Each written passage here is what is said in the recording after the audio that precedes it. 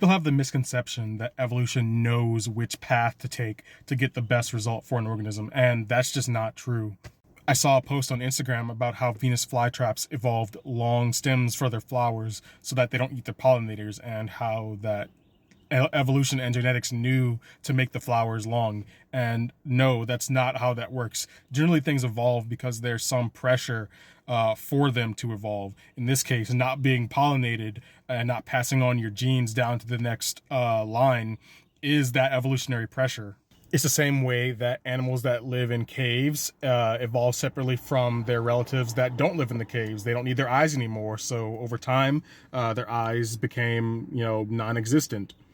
Or how the ancestors to giraffes slowly evolved into giraffes because the things that they ate grew taller and taller.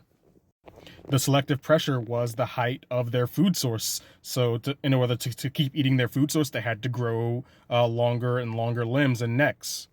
So it's not that evolution knew to make this stem really long. It's just that over time, the shorter stemmed ancestors died out because they couldn't pass on their genes, and this longer stem one won out. It's a strategy of throwing it at the wall and seeing what sticks, and this is what stuck, this long stem. And it makes sense. If you keep eating the things that pollinate your flowers, you can't make seeds that then grow on to the next generation of plants. So over time, the shorter ones kept eating their pollinators, and they didn't pass on their genes because they didn't make seeds. So the longer and longer stem ones started to dominate.